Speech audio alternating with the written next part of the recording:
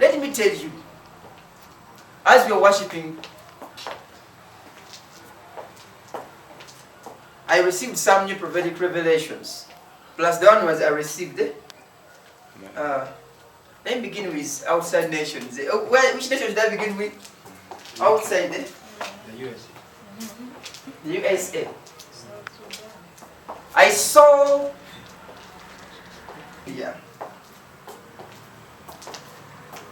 there is going to be a change in presidential positions. Let me tell you, when we were worshiping, I saw in the spirit, I was taken in a certain place which looked like an island. I saw the USA. I saw the man Donald Trump is going to continue. Is going to continue as the ruling president of USA. The election. Good day, Lester Holt and Savannah Guthrie in New York. The moment the entire country has been waiting for after a very close race. NBC News now projects that Joe Biden has won the Keystone State, Pennsylvania, and its 20 electoral votes. And that means we can now project that former Vice President Joe Biden has been elected President of the United States. He is President-elect Joseph Robinette Biden at 77 years old. Chuck, we'll turn to you. This map is a real interesting one, not necessarily the path that anyone thought would have unfolded, but here we are. Here we are. Look, we got just enough vote in order to call Pennsylvania, even if it may slip into a recount. We think there's just the mathematically nearly impossible for the order of finish to change in Pennsylvania. And when you look at it in many ways, Joe Biden won with a somewhat traditional map in the Midwest. He rebuilt the blue wall, and narrowly, but he did it. He added two sort of expansion states, it looks like, potentially, when all's said and done, with Arizona and Georgia. But the fact is, he did it without it. And the USA. I saw the man Donald Trump is going to continue. Is going to continue as the ruling president of USA. The election.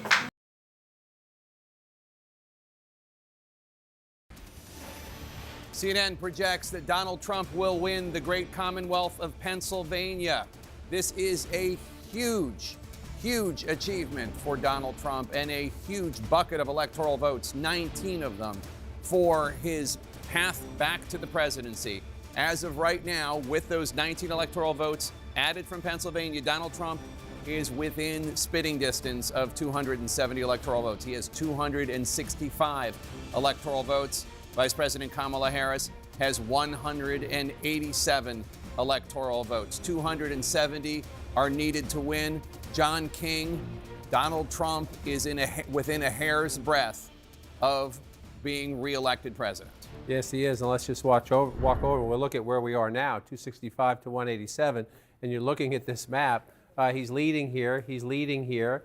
He could get a congressional vote there. There's another one at Maine he could possibly get. But if you just look out here, he is almost certain to get this. The state of Alaska hasn't voted Democrat forever. That would get him to 268. So you're at the point right now, Jake, where pick it, right? Just pick it.